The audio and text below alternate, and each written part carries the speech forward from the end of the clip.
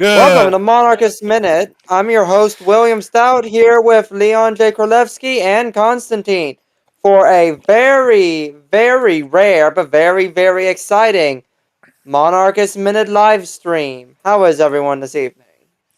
Oh, I'm lovely. I'm doing Lovely, alright. lovely, lovely. Yeah, no, I had a great day at work, frankly. Surprisingly, I'm amazed it went as well as it did. Um, it went as well as it did, and then, yeah, no, I actually had nothing to complain about, so I'll take it. How's everyone in the chat doing tonight? How are y'all? Y'all doing okay? Good, good, good.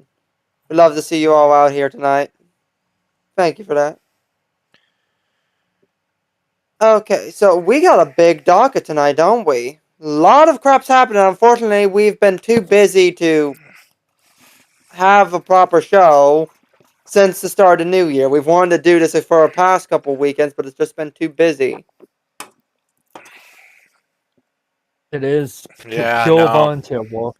Yeah, no, I would have been on last weekend, but I had to work at 5:30 the next morning. I was not big on that. Not big Should on have. being up till 10:30, and then having to be back at work at 5:30. That just doesn't sound appealing.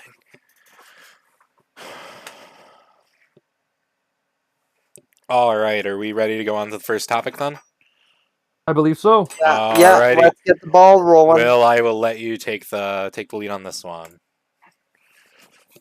Alright, so, well, hang on a second, Leon. Would you like to take the lead? You can take the lead for this one. Okay.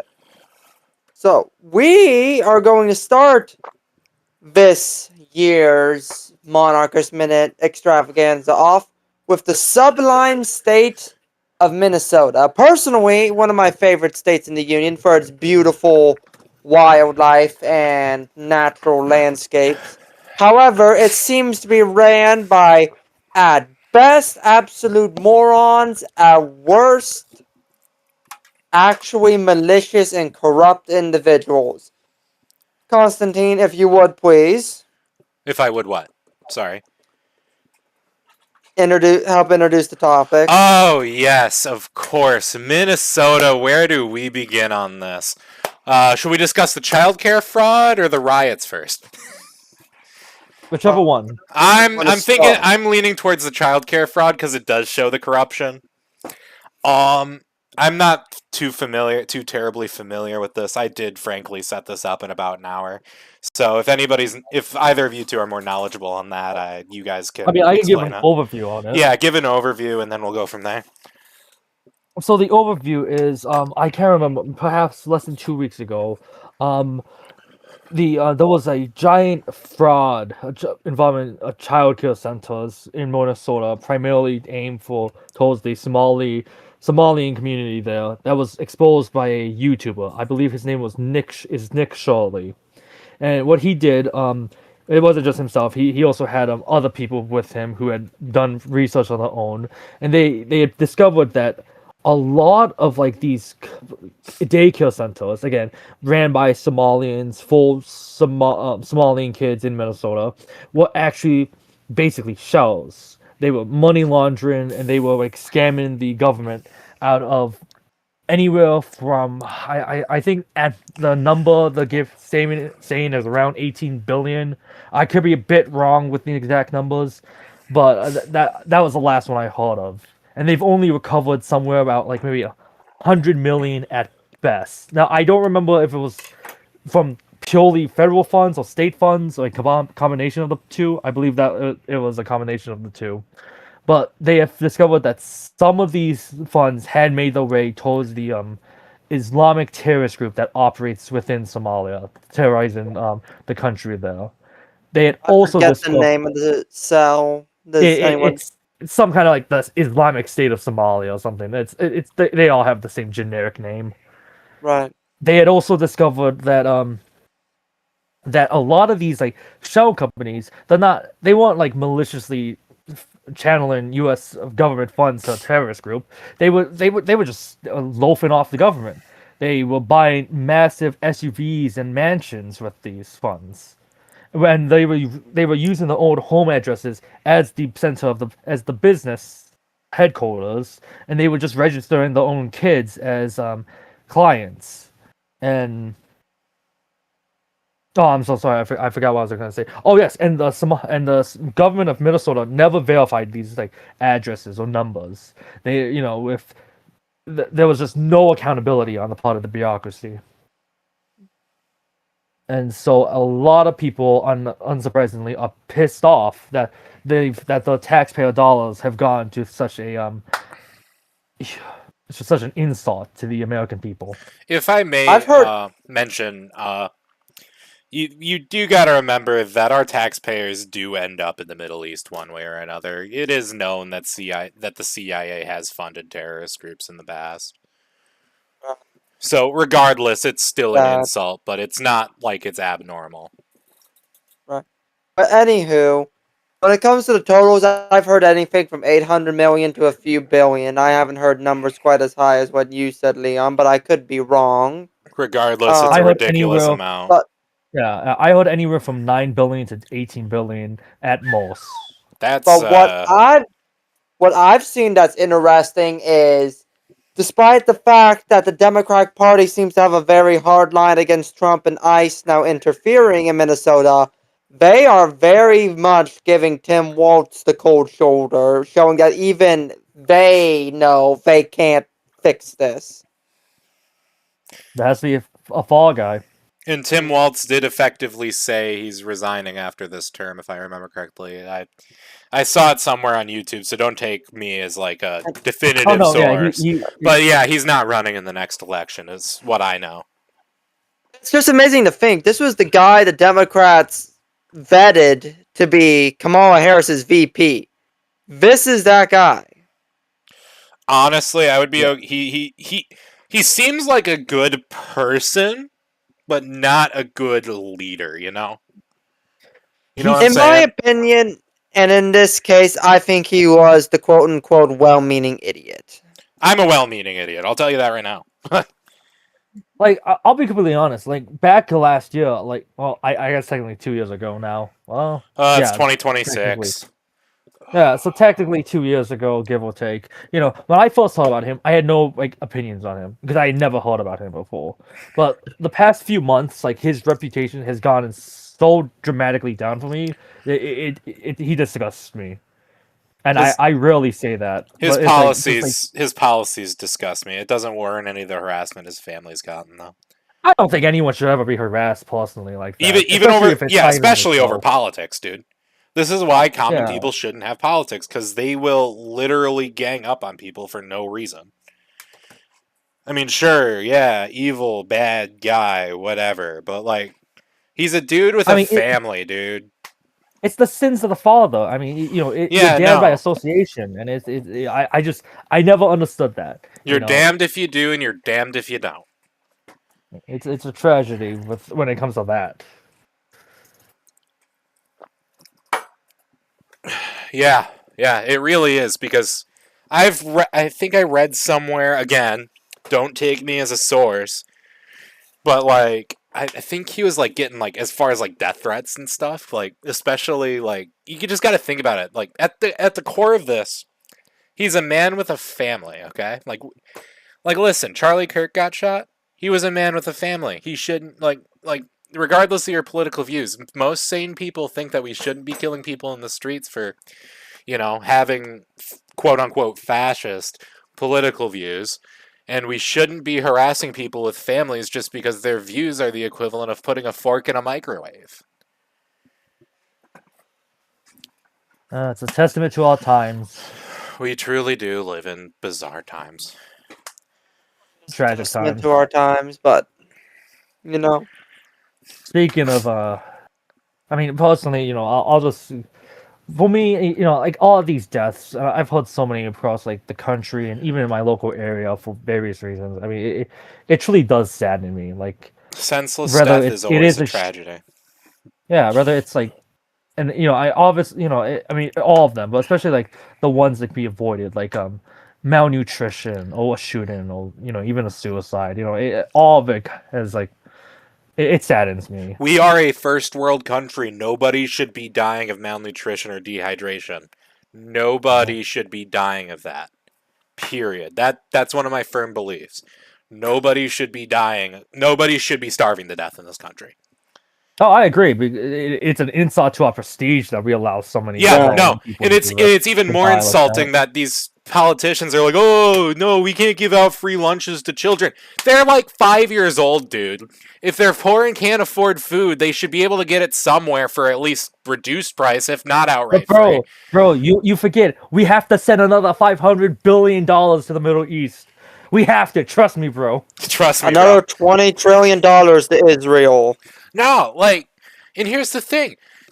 Like, I saw, it was a while ago now, but it was when the governor in New York, I think, was, like, saying free food for, it was a Twitter post or something, and it was, like, free food for all children in New York, and there are a bunch of freaking, right-wing, like, I consider myself fairly right-wing, but there are a bunch of these Trumpist nut jobs that are like, oh, we can't give free food to kids, guys. That's so, like, buddy, dude, do you not hear what you're fucking saying here? You want to know something like crazy I heard today? Pardon my French, but it's so topic. fucking stupid that people are actually disagreeing with feeding children. Like, it's so absurd, the state of American politics. The Reagan era and laissez-faire economics has been an absolute disaster for the state of American conservatism. It really has. It's like a virus to the brain. It's like having a brainworm. It's like RFK's brainworm. But anyway, you were gonna say, Leon. Oh, I was gonna say it's like at my job there's a fair number of like MAGA voters and stuff. I'm cool with them. I have no problems with them. We get along. We joke. We walk together. It is what it is. But it's like one of the guys was talking to me today, and he was like, how we like fix our country and make our like people rich again? And then he proceeds to basically explain to me 19th century socialism without realizing it's 19th century socialism. And where the workers own the business, they get some support from the government, but it's still like separate enough. And it blew my mind. It's horseshoe theory. It's horseshoe theory. It is horseshoe theory. Horseshoe theory. Like, you could sell socialism to a lot of right-wing people if you don't use wrap the word socialism. You wrap it in enough like nationalist rhetoric, it'll work every time. Exactly. I got my grandparents who are probably some of the most conservative people I know. Like, I'm conservative. I consider myself a moderate, but I'm conservative enough to, be considered a conservative in the general sense. I got them to agree with socialist principle by coding it and like, oh, we need to like take care of our people, like stuff like that. And meanwhile, this was at Christmas dinner last year. I'm the oldest of 8 children. Big family, lots of little kids running around. Youngest is like 14. So we're at Christmas dinner, and somebody brings up, oh, I don't like the color red. So I offhandedly remark, like, oh, red's the color of communism, guys. And my granddad says, communism is slavery. And then one of my siblings, for some reason, is like, what's wrong with slavery? I'm like, what is this world coming to? I remember having a conversation last year with my dad about the tariffs. And I swear it was worse than pulling teeth. Trying to explain to this man. The tariffs. So he was he was very, very much pro-tariff, which granted I'm pro-tariff too, but his understanding of economics was just so brain dead. I love my dad to death. I'll say this like as a last note. Is that like the guy, my coworker, he mentioned, he talked about tariffs, and I'm pro tariffs to an extent too, but he basically said, we use the tariffs to make sure we block out the international businesses so that we can grow our own and we can use that money to build businesses and factories and whatever here in the country, and then we can have our own industries, and then have like the workers. Give them investments in the businesses they work in. I mean, and again, like I said, he's explaining essentially a reinvention of 19th century socialism. But like, that's how you're supposed to use tariffs. They're not supposed to be an end unto themselves. They're supposed to do something that's part of a greater plan. And I don't want to make like a premature judgment, on the Trump administration right now, but like it really seems like the tariffs are the goal unto themselves. And the funny thing is Yeah, and that you mentioned that's my big is issue with Trump's tariffs too. But anyway, so I can finish my story real quick, Mhm. and then I'll let you have your thoughts, Constantine. But my dad was like, "Oh, well, if we get the tariffs, businesses will come back to America." And Trump's talking about using the tariffs to fund the government, and then he can abolish income tax. And then I'm like, that it would never work. And it's like, why wouldn't it work? It's like, well, consider the following, Dad. Where do tariffs make their money? From people buying foreign made goods. Okay, what happens when all the businesses come back to America? People stop buying foreign goods, they buy American made. Okay, so where is the government going to get the money? From the tariffs. when there And are it no became a circular conversation of me trying to explain to him that if the tariffs bring jobs back, the tariffs will no longer make money because people will no longer be buying the foreign goods that the tariffs are charged on. And you know what? Here's the thing. The tariffs are good on paper for that exact purpose. For the exact purpose of bringing companies back and encouraging buying American made goods. That it's good on paper. But once we have all of these American made goods and no foreign goods on the market, then if that's all that's funding the government, it's going to collapse. It's like a pyramid scheme. It's going to collapse from the top down. And then Trying to explain that it to, will be worse than 2008 if they do that. I know, but trying to explain that to a 40 some, well, now 50-year-old man who grew up in the heat of the Reagan administration was like pulling teeth. I would imagine so. Yes, my dad's the same way. Love my dad though. Love my dad. Love my dad too. I refuse to talk about politics with him. My family talks about politics. My brother, I was over last weekend, and my brother's like, "Oh, I'm going to church now." I'm like, "Oh, what church are you going to?" He's complaining about how the pastor was talking about Israel, and the minute the letter P left his mouth, I'm like, "Okay, yeah, I heard everything I need to know." It was a Presbyterian church, by the way, for those who were wondering.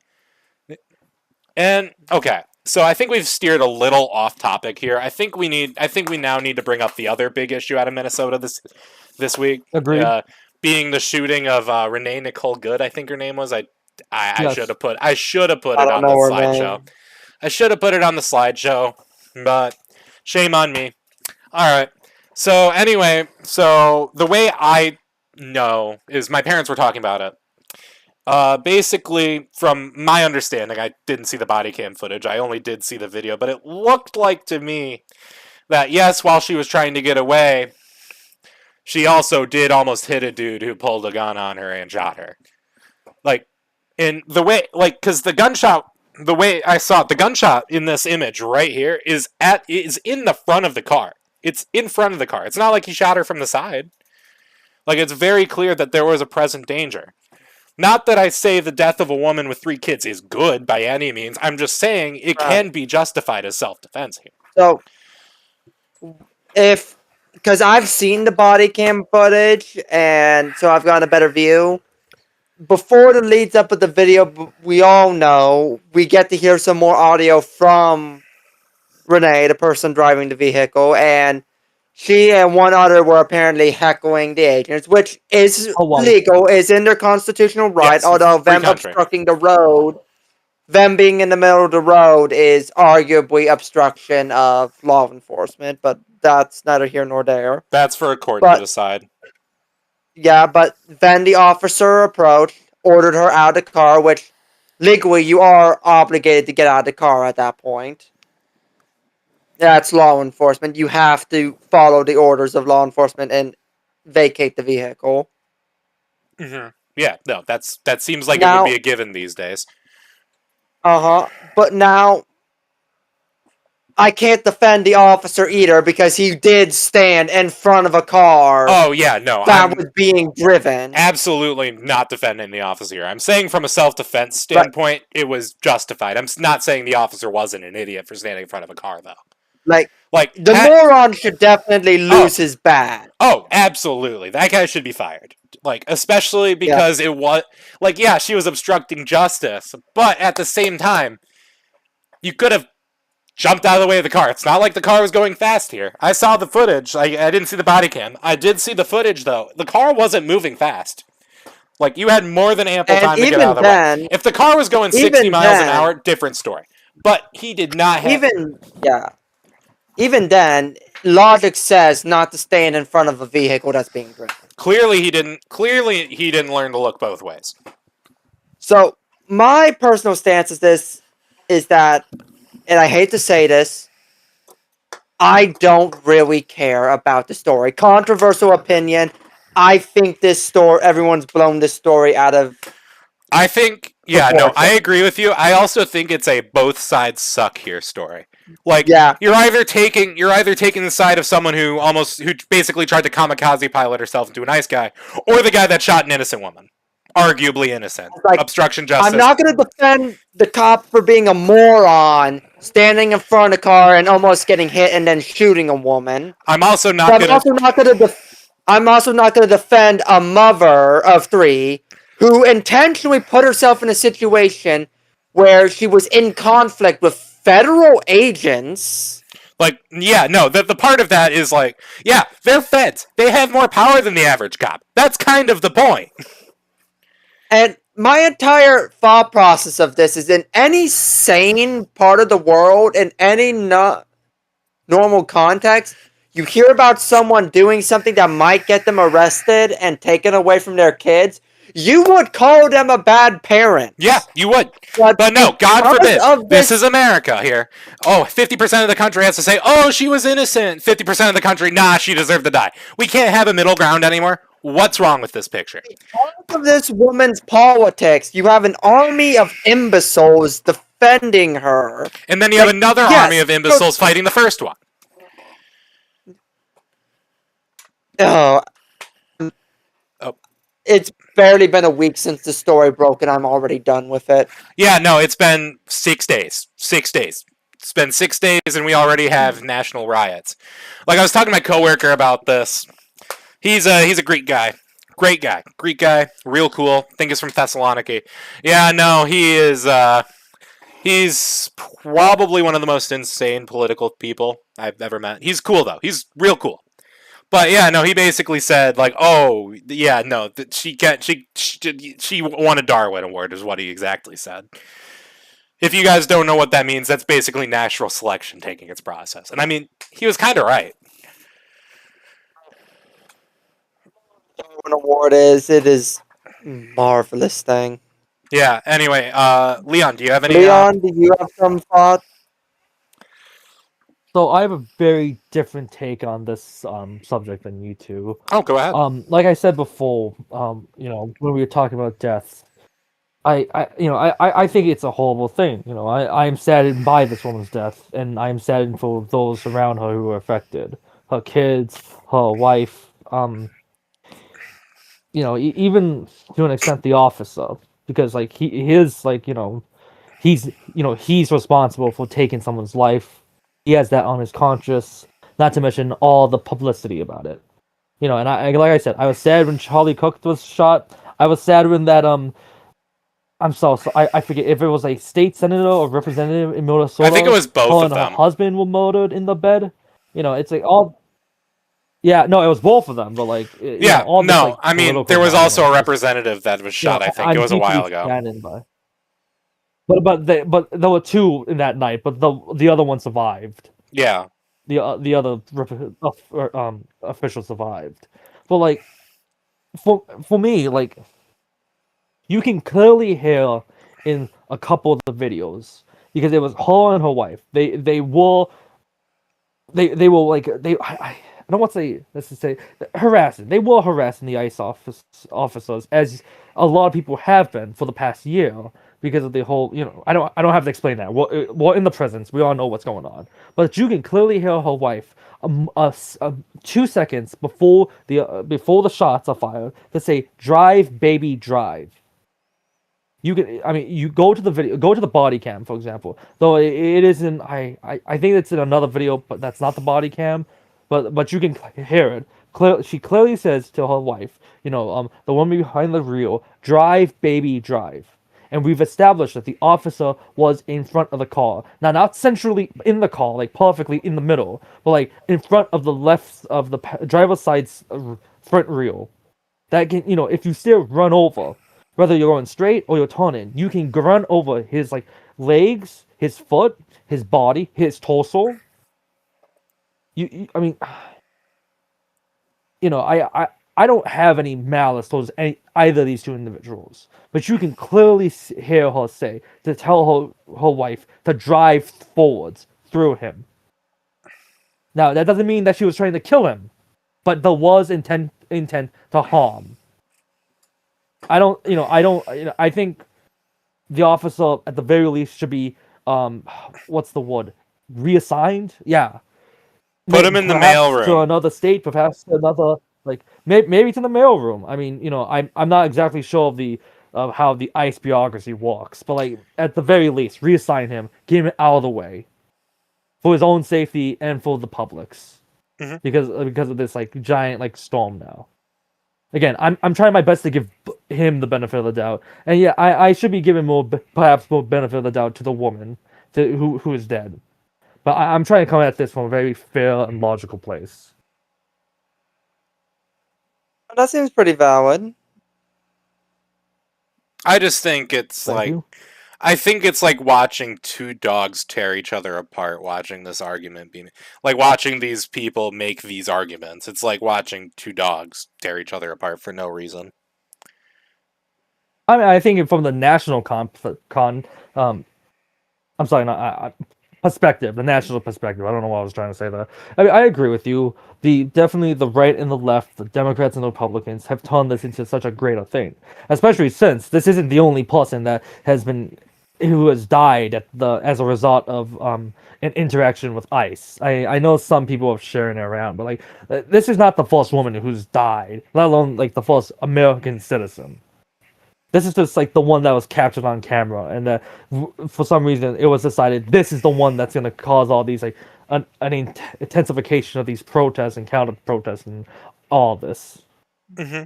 Completely Oh, agreed. Gen Z, Toby in the comments of the stream wanted to make a quick comment. He said it's not a Darwin Award. She has 3 kids and therefore has passed on her genes. So technically, natural selection didn't kick in. Yeah, okay. That he's kind of correct. Morbid technicality, but it is true. He's correct on that. Yeah, no, he's He is technically correct. correct. He's technically correct. Which For I'm the not gonna record, damn the kids. is the best kind of correct. Anyway, enough dooming about the state of the American people arguing with each other over some woman who almost hit an ICE agent with her car. Let's talk about how we just kidnapped how we just Noriega'd Maduro. That's awesome, actually. And by the way, this second picture is a letter that it was actually sent to Maduro by a Venezuelan citizen. And it's a really low quality JPEG of a cat laughing. No, it's amazing.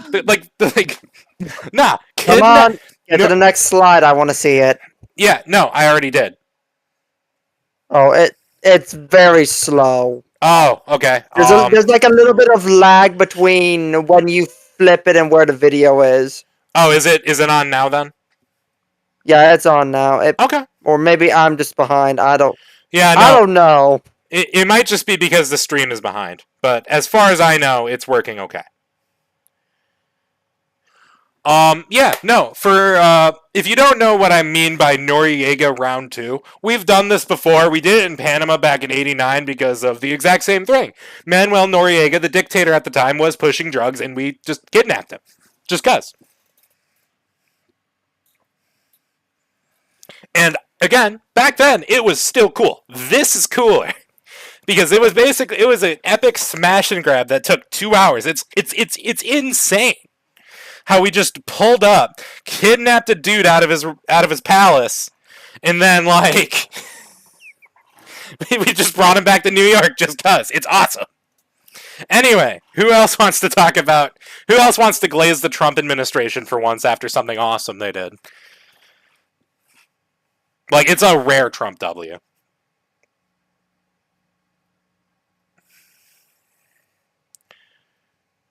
Anyone?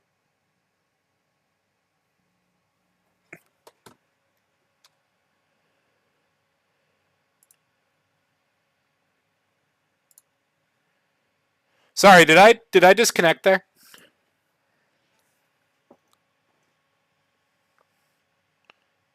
Hello?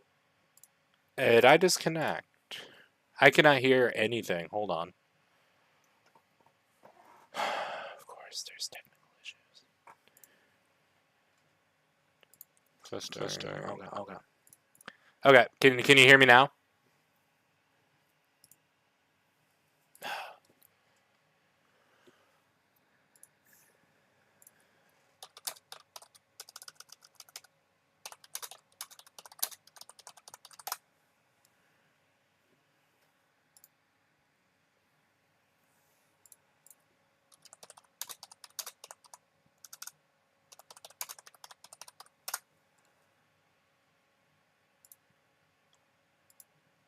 Look on his then for a second. Can you hear me now? Yeah, no, sorry Okay, about he's that. back. For some reason, my mic just disconnected. Anyway, what did I miss in like the 2 minutes I was gone? So you didn't really miss anything. We were just talking about how absurdly fast this whole ordeal happened. How, as the guy who runs the Twitter, didn't even have enough time to be able to process everything and make a statement because of just how fast it happened. Yeah, I'm pretty sure as far as OBS is concerned, it still picked up everything I said. Maybe you guys just didn't hear it, though. Well, I think that's okay. I think that's all right. We're good. Well, Okay, repeat well, what you said anyway. Okay, anyway, yeah, no, basically what I said is I was glazing the Trump administration for doing one good thing and just kidnapping a dictator out of his palace for no reason whatsoever. It was awesome. It was awesome.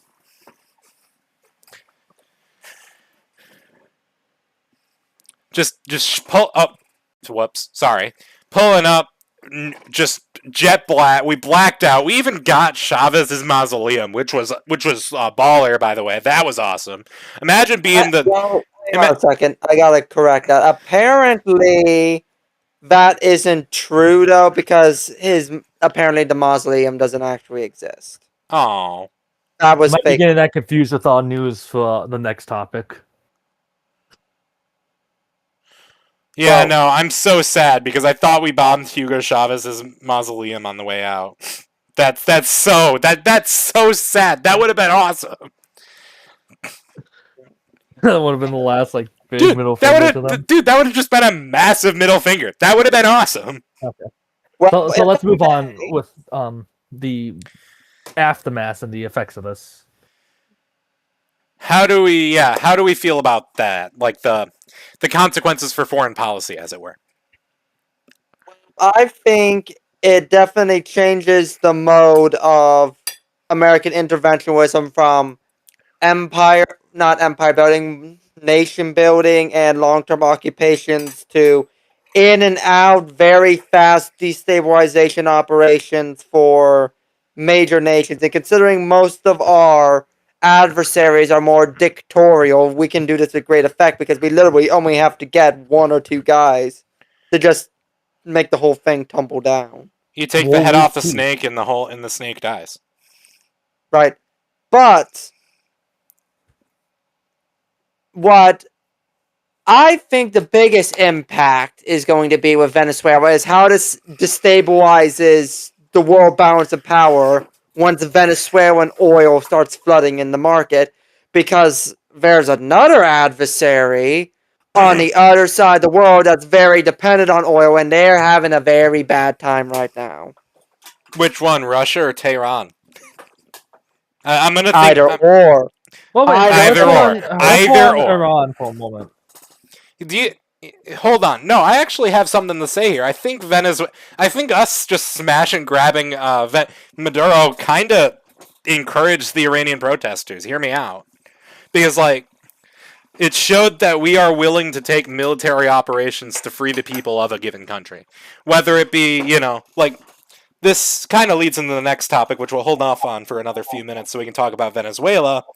But I fully believe that the Iranian protesters were empowered and the morale was boosted by us just kidnapping Maduro just cause. I think you're right about that. I mean, If you only we definitely did. saw a spike in activity like shortly after that. If only we did the same thing to the Ayatollah too. That would put him in the same cell as Maduro because that would be fine. Well, let's hold back on Iran for a few more minutes. Let's focus on Venezuela, make our peace there on that subject. Then we can move on to Iran. All right, Will, you got anything to say?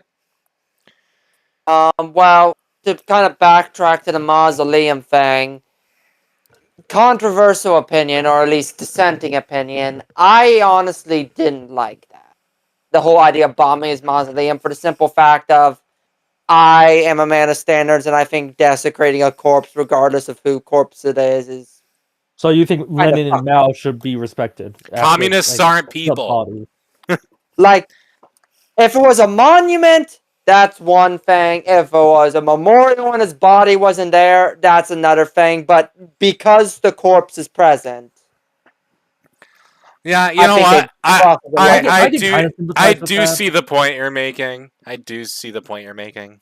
like even when we had the Nuremberg trials, we still gave all the Nazis proper funeral rites and disposed of their bodies in a semi-respectful way by dumping them in the river, the ashes in the river.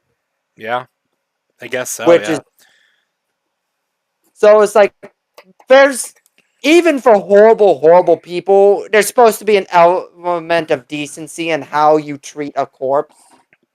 Yeah, I suppose you're right. Even guess. if I disagree, I think you're right.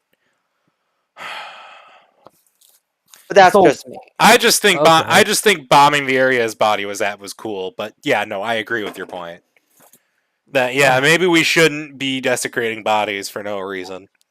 I think this is the least of our concerns now. Honestly, if we're gonna have a moral argument over whether or not desecrating a corpse with a A10 with a whatever they bombed it with, it's semantics at this point. Really, we already got Maduro. The job is done. The people of Venezuela are freer Than they were.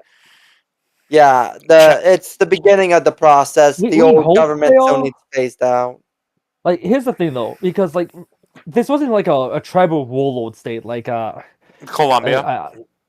No, not even Colombia, but like a pre-modern kind of society. Like I'm thinking of like the old like Central Asian cognates, where it's or like the steppe raiders or what have you, where it's like okay, Attila the Hun for example, where the entire like empire is centered basically around one man's will to bully everyone else into place. There was an actual state apparatus in Venezuela. There still is a state apparatus. It's just missing its like lead guy. But like you still have his vice president, you still have all his ministers, you still have his generals. Everyone else is still there. Maduro himself is just taken out of the equation. So theoretically, they just have to choose one of their own to like succeed him, and then nothing changes. It's a humiliation, but the state still survives. Well, But I mean, feel like you're right. I feel like that was also Trump's intent, kind of like not throwing the baby out with the bathwater. Trump Yeah, also. I think it's also a realistic thing. I mean, it's easy to kidnap one guy instead of like an entire round up an Congress or entire Parliament. government. Yeah. Yeah, I mean, there's realistic concerns there. But And here's the thing: is I think it was Warfront's video I watched the other day. Warfront's great channel, love that channel. But they were talking about how the interim president, it was a woman, I forget her name, but the interim president of Venezuela was warned by Trump and was like, yo, if you don't do what we want, you're going to get it worse than Maduro. Like, I love, what is it? Big gun diplomacy? Like, this is great. Like, I love this. Like, I am here for it. Been more of a fan of a whole good neighbor policy. Oh, don't get me wrong. We should be being a good neighbor, but they're like, it's like a shepherd and his flock. Okay, you got to take it. Sometimes a sheep just got to be put down. like, here's my Saying America, generally speaking, has been kind of assholes to Latin America, and we haven't really done enough to make up for it. I True. think we truly do need to pivot our foreign policy, and I actually am doing research on this presently. We need to pivot away from Europe and the Middle East and invest in like Central America, the Caribbean, South America to some extent, depending on where we want to draw the geographic line. But like we should invest more into all half of the hemisphere. I agree. This Our century. half of the world But the should be problem- our primary focus. Yeah, but the problem is that we keep shooting ourselves like not even just the feet anymore, just like shooting blindly through like through the room, shooting anyone, including ourselves. You know, and it doesn't matter because it's like we're both wearing a blindfold and the lights are turned off. Yeah. And I just don't see how we can repair our relationship with like the countries of like Latin America. I mean, I genuinely do want like a good relationship with them. I view them that we should feel more kinship to them than we do to Europe. That's my personal take. It's a minority take here in this group, but that's my opinion. Nah, But, you know like, what? when- I agree. 100% right, I agree. I agree. But when we kidnap like leaders, and again, I'm not defending Maduro. I don't want to take that stance. I'm firmly against him. But like, it's pissed off everyone in Latin America, in Europe. It just pissed off everyone. I think the only one mean, that was again, actually thank mad God we got about rid it of was the him. president of Colombia. I didn't read too much into anything else, but I think the I only know one. Mexico's mad. Oh, I think no, Mexico's El mad about a Salvador- ton of things. El Salvador loves us. Oh so, yeah, I El mean, Salvador loves obviously us. does that. Argentina loves Nicaragua us. and Cuba obviously We love El dislike us. Salvador, so Nicaragua and Cuba are communist crap holes right now. We don't care about Yeah, their so- opinions. Yeah, but I mean, then you have countries like Costa Rica, which is a pretty firm friend of ours. And they're also joining in on the America's all like in the wrong here. I I mean, mean, personally, for me, I think what's we're Costa justified. Rica gonna do? They don't have an army. They don't got an army. Yeah, you're no, right. they literally don't have an army. What are they gonna do? Military. Stop us? Exactly. Well, like I don't know. It's a very It complex is a thing, but I very think- nice vacation spot though. I wanted to go there for a while. But like, I think somehow we need to like repair our relationship with Latin America. Somehow, I think it's gonna involve a carrot and a stick. Obviously, it can't just be one or the other. Mhm. But it definitely Oh shit!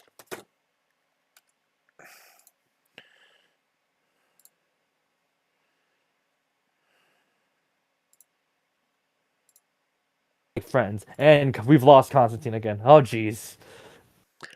But here he is. come on.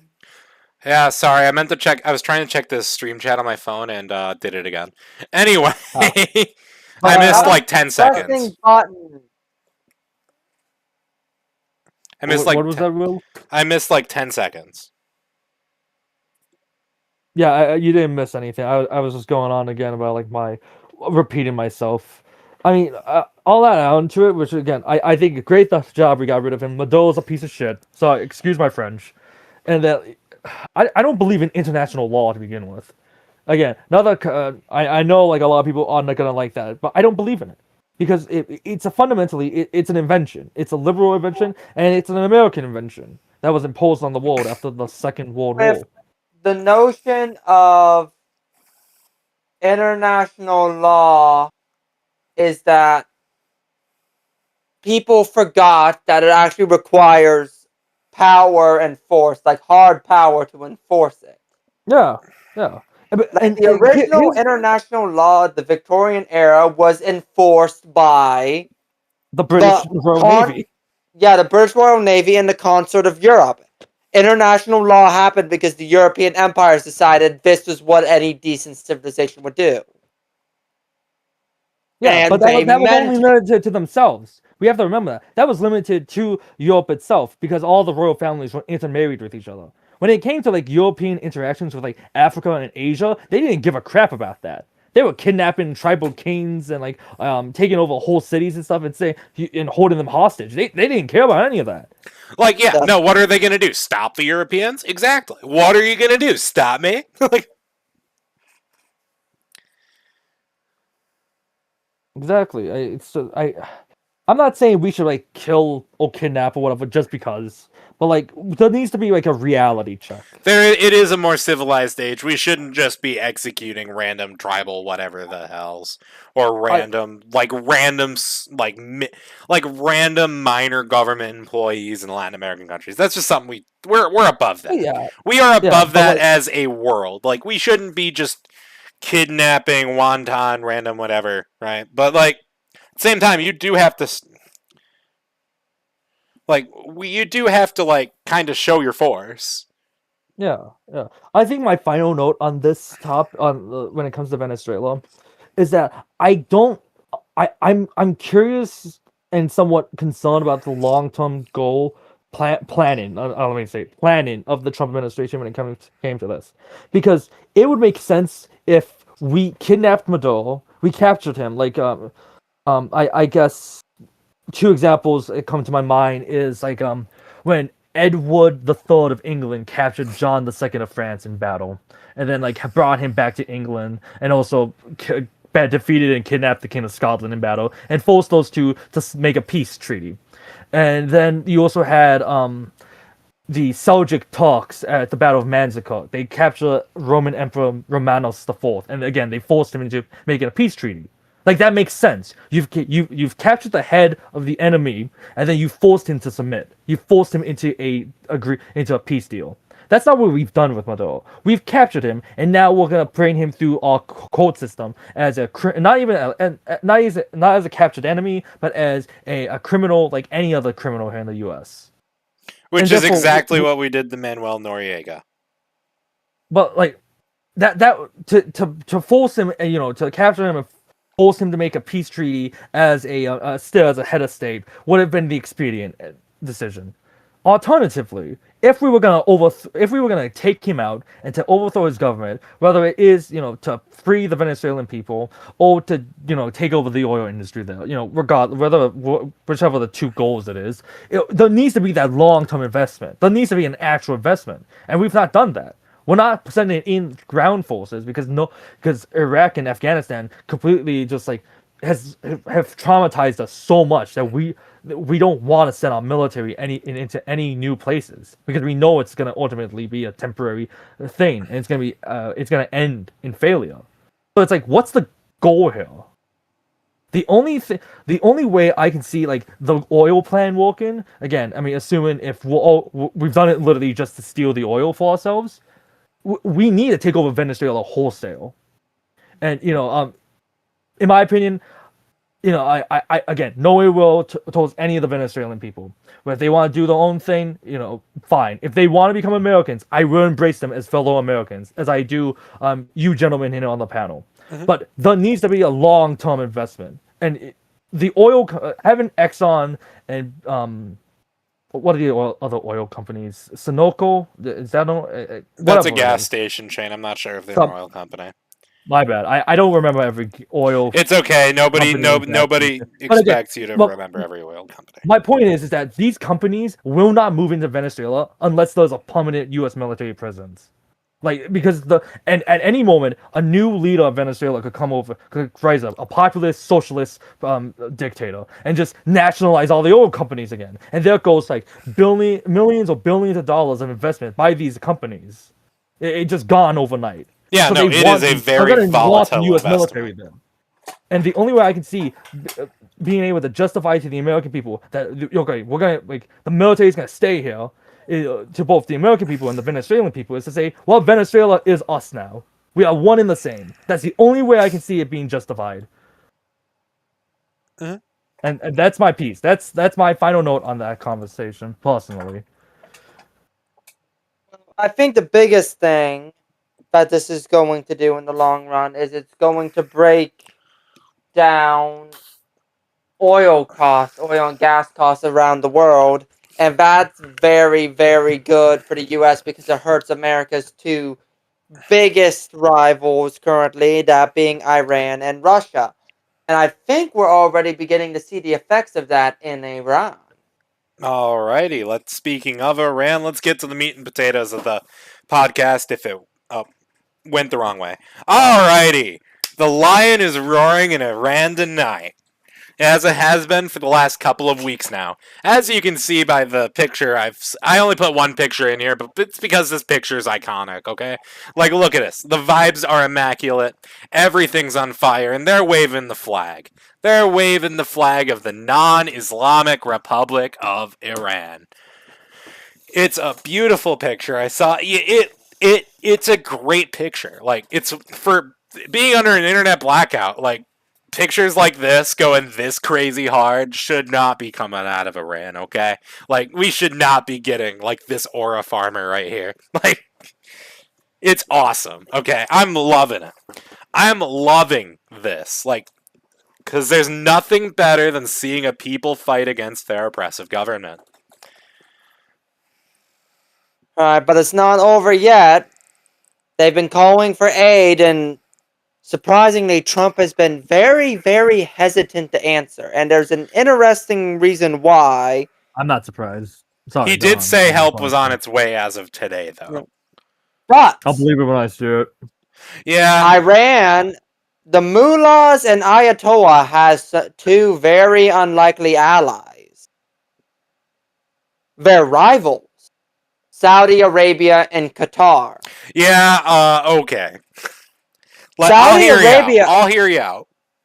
Okay, so the running theory right now is that both Qatar and Saudi Arabia are actually pushing for Trump to basically leave Ayatollah and the Islamic Republic be, because they don't want a stabilized democratic Iran because of how much that would destabilize the OPEC monopoly on oil and gas. Actually, yeah, you kind of cooked with that. I mean, Like, theoretically, you we've kind of already cooked with that. destabilized it. And That, of course, that's Qatar is where where the Muslim Brotherhood is based out of, and that's the big wigs of Sunni extremism compared to the Shia Muslim extremism out of Iran. I could have swore. Like, Why are maybe we I'm friendly wrong, with but Qatar again? I could have swore Qatar and Iran were allies against Saudi Arabia. Yeah, I why could've are we swo- 'cause I friends know with Qatar? The Saudis and the Qatar hate each other. The same reason we're friends of all the imbeciles in the Gulf states oil.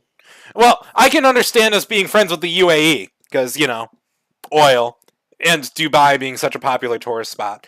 But, like, Saudi, I get. Saudi is pragmatic. Saudi, I understand. Jordan, I also understand.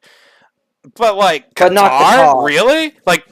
Look, like, if you pull up a map of Qatar, it's this tiny peninsula. You guys probably know this already, but it's this tiny It's not even peninsula. a peninsula; it's an island. Is it? No, it's not. No, you're thinking of Bahrain. Yeah, That's Bahrain's the Bahrain. island. Bahrain's the island. Qatar's the peninsula that's like right next to Saudi Arabia. It might be an island because if I remember correctly, the Saudis built a canal. I could be wrong. Let me Google that real quick. Not a peninsula. It looks a lot like an island, but it's barely there. It is a peninsula. It is geographically a peninsula. Yeah. The only reason we're friends with them is because of the oil. Because the oil's gotta flow. And you know That's what? the oil, and then it's like you also have to remember, like all the Persian Gulf Princeton states have like some of the richest ever. Oh yeah, Like, no, they're If unfathomably we rich. weren't on the good side, period. If there was no like positive relationships, They would by, be they would be because- funding terrorists. Yeah, exactly. Yeah, they'd be funding terrorists like there was no tomorrow. Hell, they are funding. The UAE is actively funding terrorists, and we don't care. They all actively fund They're terrorists. funding but, the like, RSF. They're funding the but we can RSF in moderate Sudan. them. They're funding all of these other guys. Like, and the only reason we're friends with them is because of the oil. Like, the only I say like, oh, they're funding the RSF. I could be wrong. It could be the other group. But the only reason I say that is because of the recent Al Fasha massacre, where like there were like 50,000 dead bodies, and it was visible on Google Maps. Like, dude, you know how much time it takes to kill 50,000 people? Was it 50,000? I thought it was like hold 5 on. to 10,000. Let me Google it. Let me double check. The point remains is that a stable, free, democratic, or at least Western-friendly Iran would be the single greatest blow to Islamic extremism in the world, not only because it's removing Ayatollah from the picture, but because that oil would become accessible to the, and that would cut into the budgets of all those little princelings that like to pour money into terrorist groups. Yeah, see, no, okay, actually, I'm gonna have a talking different about take Al on that. Fasher again, I was actually wrong. It's higher than that. Estimates range between 60 and 70,000 dead. Oh my god. How do I didn't you realize it kill was that bad. almost 100,000 people in... Oh, it's to current from October 26th. I thought it was in like 3 days.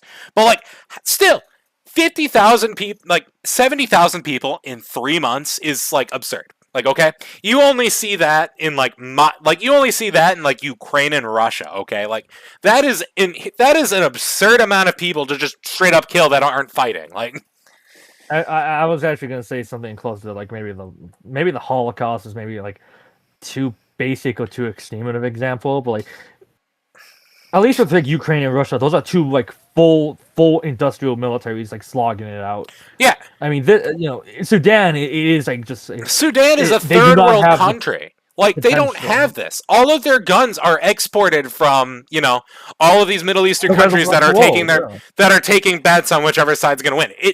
Every war in the Middle East for the Gulf states is literally like a gambling ring, okay? Like, they will just fund whatever side they want and hope they win. They're literally just throwing money away. Because why? Because the leadership in those countries are so goddamn rich that they can afford to do that and not take a loss. I mean, look at the line in Saudi Arabia. Qatar and the UAE are the primary people that do this. I'm not sure if Kuwait does. I'm cool with Kuwait, though. They kind of get the pass after Saddam.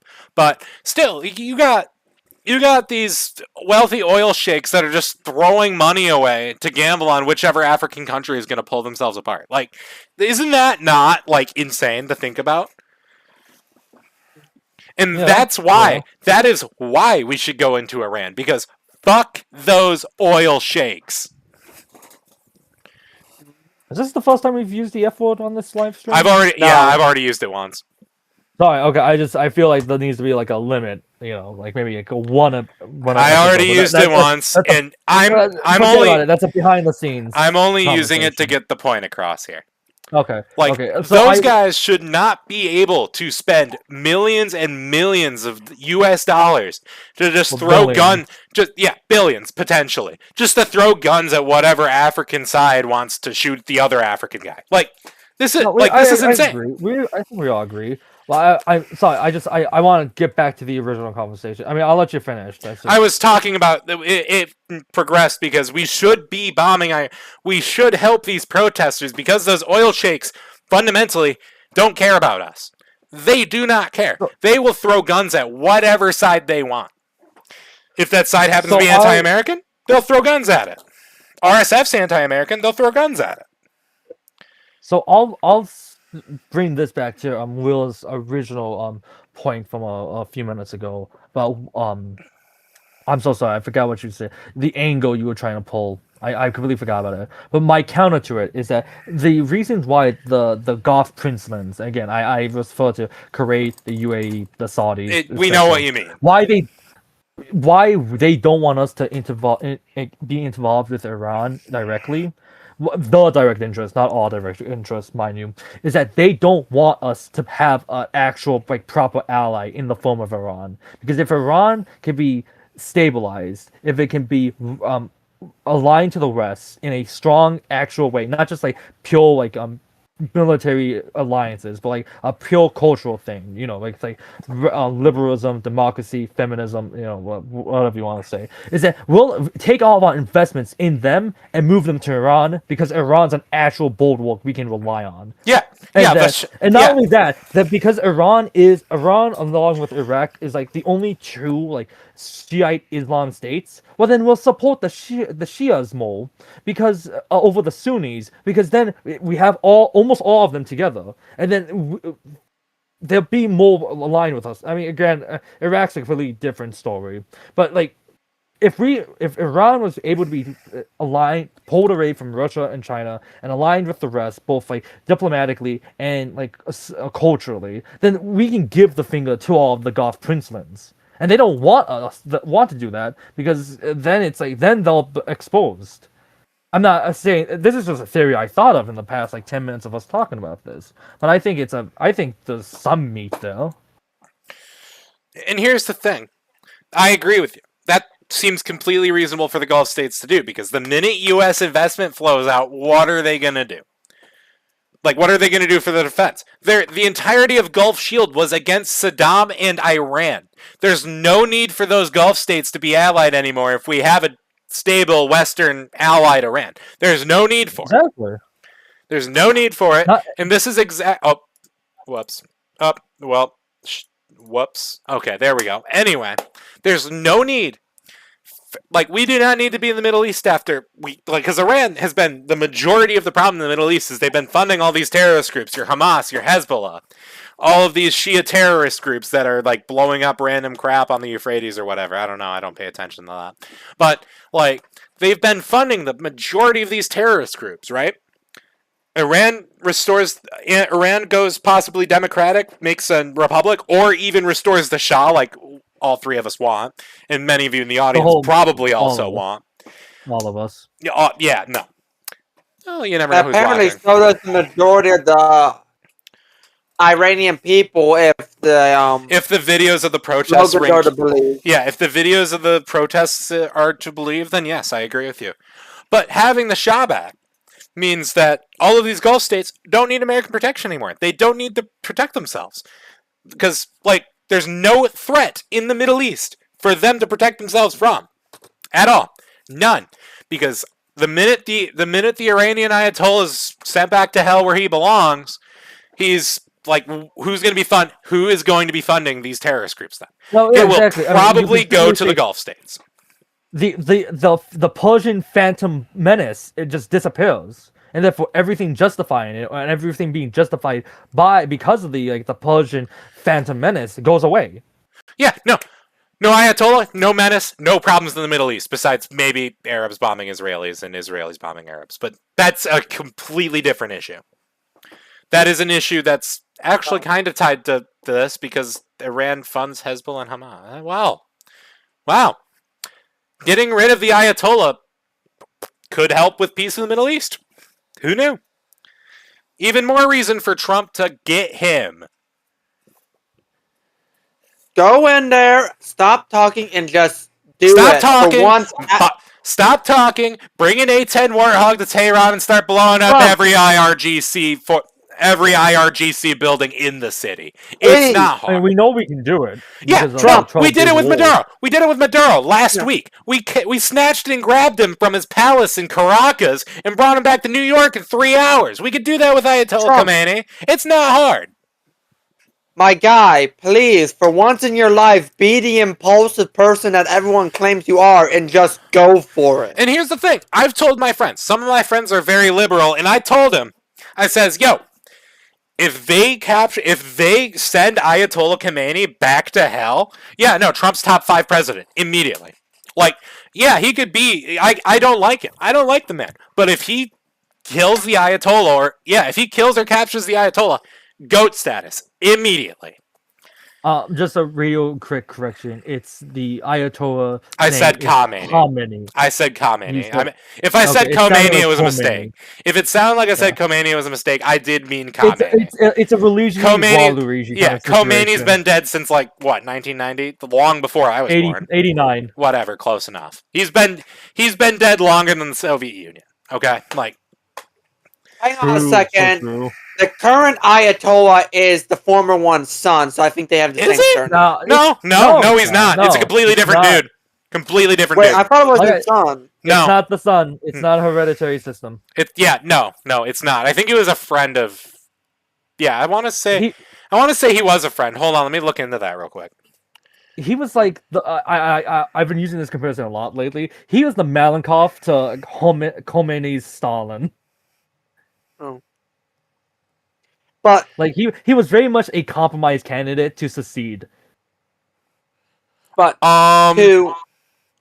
yeah, no, he was I hate to use this example to it, but he seems to have been the Peter to Ayatollah Khomeini's Jesus.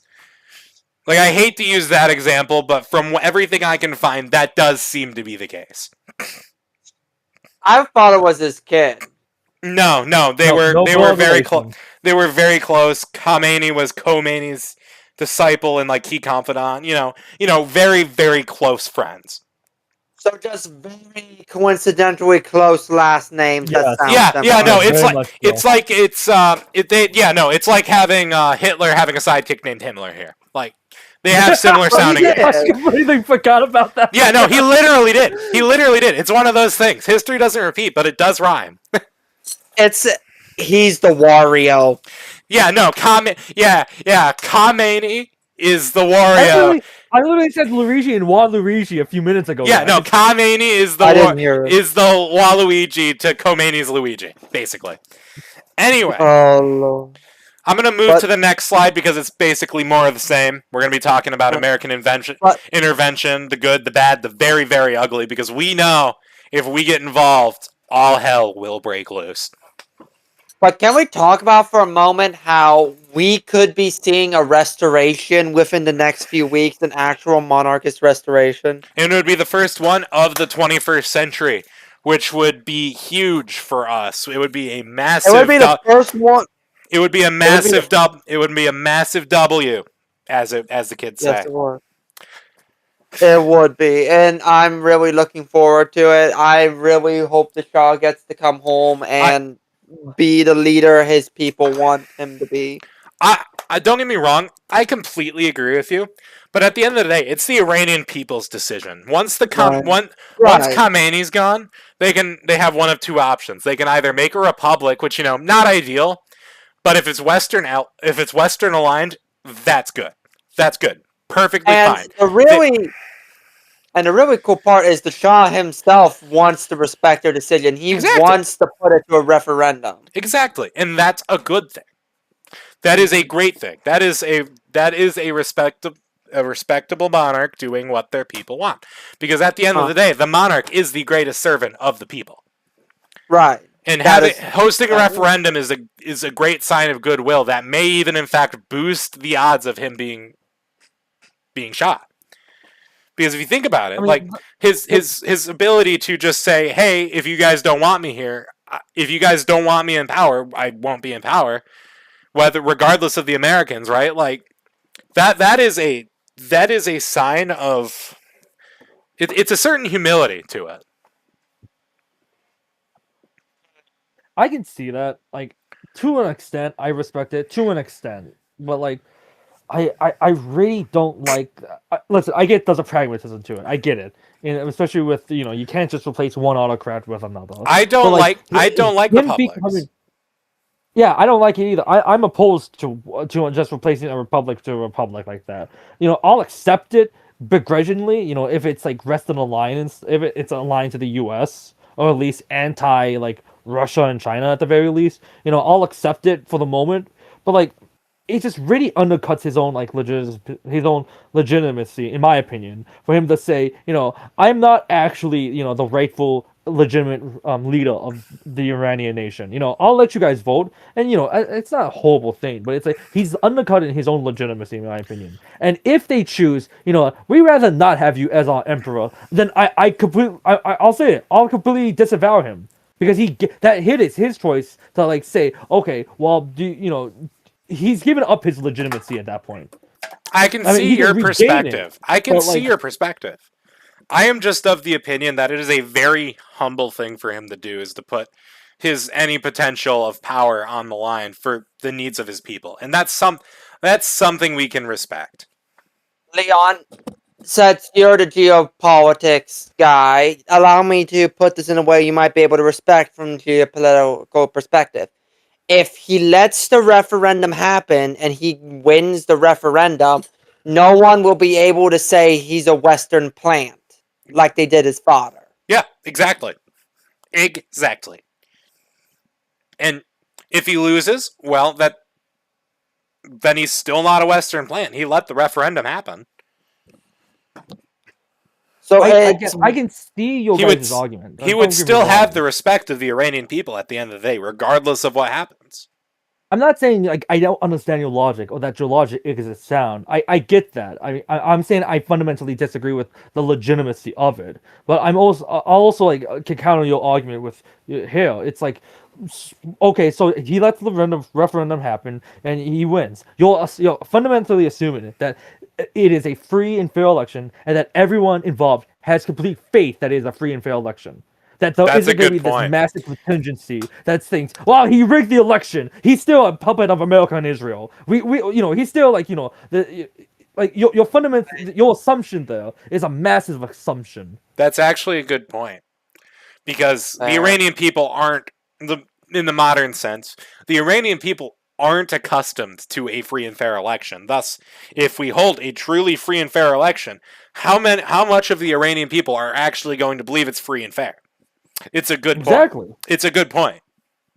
I'll give you that. It's a good point. I can still disagree with you, but I can acknowledge that that point is sound and makes sense on paper. Now, to move away from politics for a second, I want to talk about what we think some of the cultural impacts of a successful revolution in Iran would be. Like, for one, and I want to bring this up, I think this might start a wave of apostasy or irreligion growing in the Middle East, because we've been hearing rumors for a while now, or at least I have, because I listen to a lot of religious channels talking about how there's a growing quiet atheist movement in the Middle East and throughout the Islamic world. It's so hard for them to have an open one like it is in the West because of the massive all cultural theocratic stigma, state. making it dangerous and in some places even illegal. You can be punished with death or beatings for it. Yeah, it's even called for in Islam itself that apostates from the religion are killed. So But no if wonder it's such a scary thing to be an atheist in the Middle East. Not that but Well we done. see in Iran that there's a very, very large contingent of these protesters who are staunch secularists and probably even very, very irreligious. Because we see it in part of protest, they're burning the mosques, they're destroying symbols of the religious state, which granted part of that is because their state is a theocracy and that's a rebellion against the theocracy. But I'm having a question, and I'm wondering here, will there be a larger irreligious backlash that will ripple throughout the Middle East if the protesters in Iran succeed? that's a good question, actually. I didn't think of that. I thought they were just burning down the mosque because it's a symbol of a mullah's totalitarian rule. But I no, don't think that's so. actually a good point. I don't think so because you have to remember with Iran's an exception, despite its pivot how significant it is. It is a Shiite Islamic country. It is, along with next to with Iraq, it is the one of the only two. Actually, maybe I Three, think Azerbaijan might be. Yemen. Yeah, part of Yemen. Part of Yemen. Half of Yemen is Yemen. most. Half of Yemen. Yeah, but my point is, regardless, it is still very much a minority. I think a lot of people, a lot of the Iranians, especially the younger generations, are completely disenfranchised with it. But it's a unique religion to them. We haven't seen this like reaction in Sunni Islamic countries like Egypt, like Syria, like Saudi Arabia. Again, you list off all the other ones; they're all Sunni. So I think this phenomenon in Iran, especially it was a unique religion to itself, and that it was a outright a complete theocracy, is that it's very much disillusioned the people with the religion. But I don't think it's gonna spread into anywhere near the same extent in these other countries because they have different religions, different backgrounds, different situations. Well, I've also seen an interesting argument where it could lead to a reversal. It could come on cultural lines because most Sunni countries are Arabic, and there is a truth that Islam is very much tied to the Arab culture and identity. And that with a lot of these Persians being very Persian nationalists, we're seeing a lot of also revival of symbols going back to Darius and Zoroastrianism and such. Not necessarily because people want to believe, but because they're associated with the Persian identity. Oh no, completely. You're completely right about that, So, and that's why Iran originally became Shia because all the Arabs were Sunni. Well, most of the Arabs were Sunni, It's a and so by backlash against becoming a Arab. Shia, against Arab imperialism. That's what it is. Arab imperialism and colonialism. And if anyone disagrees with that, read a book. Could we possibly see that in other non-Arab parts of the Islamic world as a result? Like, say, Malaysia, Indonesia, No, Pakistan? I don't think it's likely. I don't think that's likely. no, because No. you're talking about a completely different world. And I had this conversation with some of our members. It was a few weeks ago. I can't remember exactly when. But like when I was talking about the Islamic world, I'm sorry, the Islamic world, I intentionally said I'm not including Malaysia and Indonesia in this when I refer to this group. And I was asked why. They are Muslim majority countries. Indonesia is actually one of if not the largest Muslim populated country in the world, much more than any of the countries in the actual Middle East. Oh, I remember this my conversation. My response was because it's a completely different civilization. Well, not it's so disconnected geographically that that it became something else in Southeast Asia, separate from the Middle East. If I may, Right, I get what you're saying. It would be like comparing evangelicals in America to Lutherans in Scandinavia. if I Something may, like there's that. actually a point to this. The Islamic world, I view, in my worldview, the Islamic world and the Arab world are two completely different things. Like Indonesia, Malaysia, Brunei, those would be in the Islamic world, yet they're not Arabic. They would be in the Islamic world, but not in the Arabic world. They would be in the Islamic world, and depends on how you define it, but it would possibly be in the in the Hindu sphere, culturally, but religiously, it's firmly Islamic. Culturally speaking, they share more ties to India, Thailand, maritime Southeast Asia and Southeast Asia itself. They have more cultural ties to India because of, the Cholas, the Hindu migrations, and the Chola Empire, which kind of colonized around that area. You got the spread of Hinduism from India into places such as Sumatra, I think Java, the Burma. term Indo-Chinese might be might just walk. It's the Indian subcontinent and the Indo-Chinese peninsula as well as the whole of maritime Southeast Asia that I could view. Because you can belong to different groups. That's my opinion here, is you can belong to different groups. Obviously, the average Indonesian is going to be Muslim. Muslim majority country, average Indonesian, probably going to be Muslim. But is that Indonesian going to be culturally Arab, or is he going to be culturally closer to, say, India? It's going to be culturally closer to India. The Javanese, the biggest population island in Indonesia, was a formerly Hindu state. There's still a lot of those Hindu cultural practices that are there. But it's an Islamic country. The Christian world. It's a different synthesis. Yeah, there are Christian Arabs. There are Arabs that belong to the Christian world. Well, that would be in the Christian world, Christian superculture, as it were. But then they would also be in the Arabic culture. It's the difference between religion and ethnicity that some people don't necessarily grasp.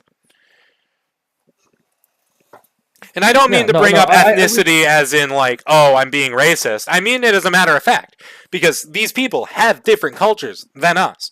Like us in the West, we broadly have similar cultures. Like Mexico, Colombia, Spain, us, Germany. We all have broadly similar cultures because we're all descended from Europeans. The Arabs, they have similar culture because they're all Arabs. Almost all of them are Arabs. India, Pakistan is in the Islamic. Pakistan's a great example of this. Pakistan is in the Islamic world, but they're culturally Indian. They are in the Indian superculture, as it were. Yeah, no, they are. I think we get your point. I think your point has been made. Yeah, no, sorry if I'm ranting now. That's all right. That's all right. What? It's believe it or not, it's actually something I'm kind of passionate about. No, you're definitely right. I mean, I would be hesitant to use the word world to describe the Arab world versus the Islamic world. I like to, at least because I'm very technical with my I think the Arab culture would probably be more accurate. Arab culture versus maybe the Islamic civilization. Western culture, that's a commonly accepted term. Arab culture, Islamic world, the Arab culture and the Islamic world are two different things. Is what I'm trying to say. And if you want to look inside Western civilization, you can easily take out four main components. In my opinion, four main Germanic, subgroups within Western. Germanics, No, Latins, not Greeks, that. I would Slavs. no. I would say Russians, American, Latin American, European. That's how. Yeah, I no, would that is subdivide a it. But more again, apt. I mean, That is we can, that's correct. Yeah, no, I'll give you that. That's apt. you can subdivide this into like multiple ways, but there's groups and there's many more groups. It's not like just two monoliths, so one monolith or something. Yeah, no, like you can be an Islamic Hindu, like Hindu as in culture, not obviously. It's difficult when they're. Muslim. It's difficult when two words when one word means two different things that could be misconstrued in context. Exactly. Like Western exactly. could mean just the Western Empire, Hemisphere, or like the West as a geopolitical concept. It could mean two different things, and it's semantics. But sometimes you do have to clarify those semantics.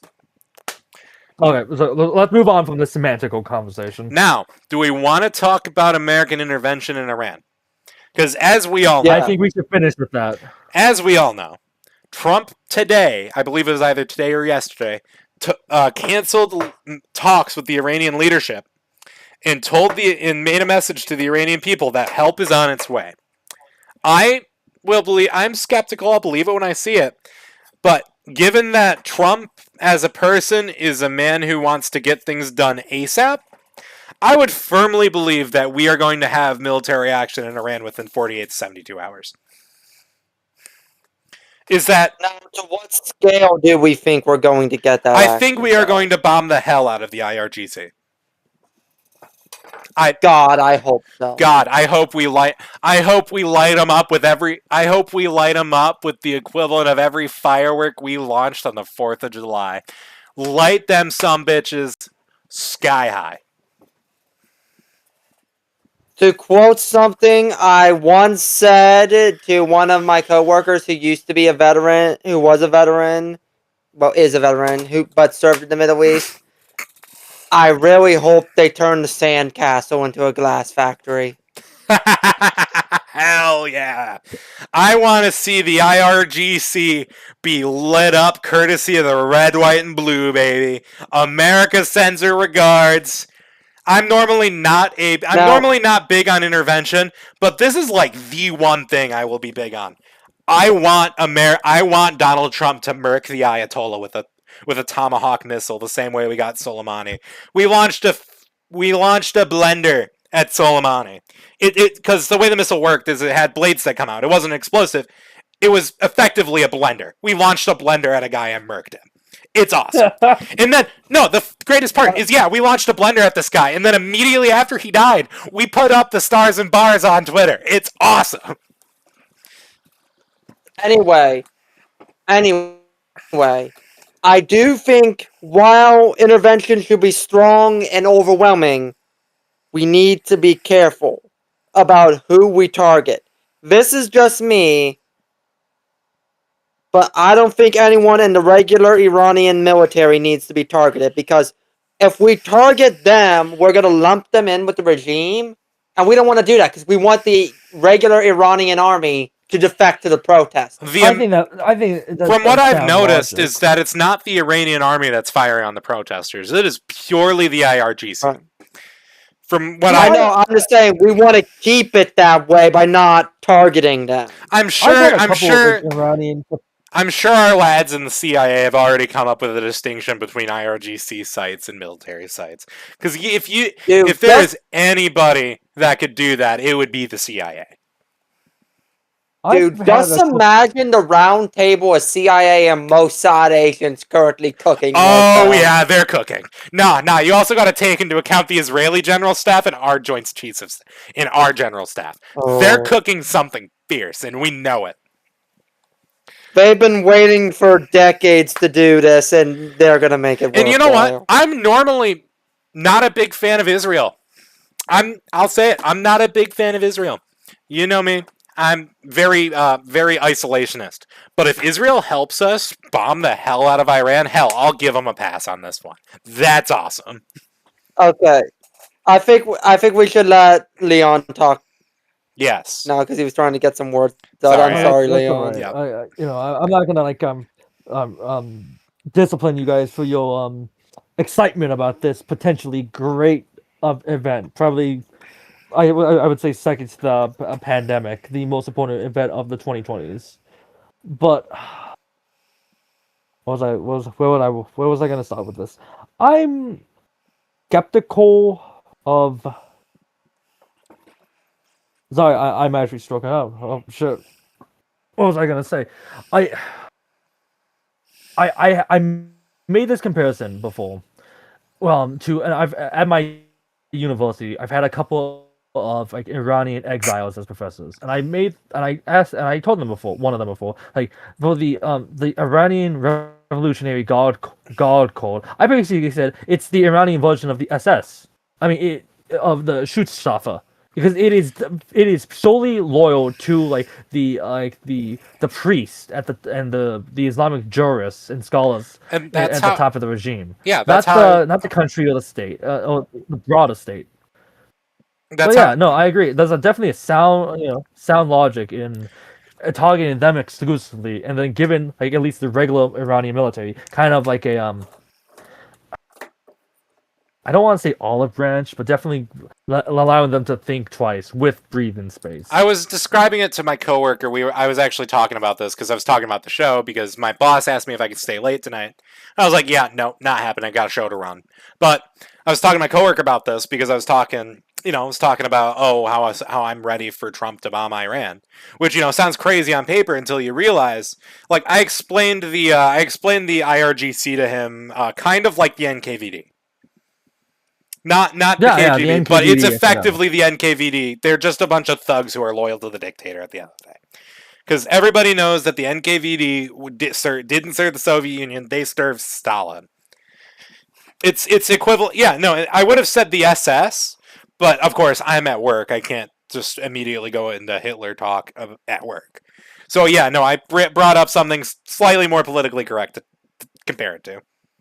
No, but I think that comparison works too. It's also valid, Well, especially yeah, with the the NKVD parallels and the between SS were Hitler and two Stalin. coins of the same, two sides of the same coin. There, they both served I their mean, they had dictators. their own like a whole separate army, independent of like the regular military. You had the Waffen SS in Germany, and you had the NKVD combat units in the Soviet Union. So I think it's a very valid Mhm. comparison.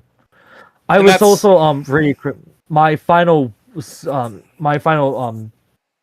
opinion, statement. Sorry, I'm really just forgetting my words right now. Is that when it comes to like any U.S. or Israeli military action in Iran at this point, I think it's gonna be limited to what we saw at the end of the 12 Days War, which was just like missile and missile strikes. It's not gonna be any ground troops because again, that's gonna make it look like this whole thing has been orchestrated by the CIA and Mossad, and that the Emperor Reza is no more than just a puppet. It will be limited, precise, but destructive missile strikes. And that's my last opinion on that. time is about 9:30. Should we close out? It's been about an hour and a half. I believe so. I Does anyone have any believe closing statements? I do believe that. No, I Oh, I actually have a we've slide had for a good closing one. thoughts. Um, So if you guys do want to talk for but another couple minutes, we got it. Yeah, Will, did you have anything? nah, and I'm tired. I still have to get up tomorrow at 4:30. Oh, So, ew, I hate those days. That's why I don't record My on the weekends. I gotta condolences. work. That's why I don't well, record on half the time because I gotta work at 5:30 in the morning.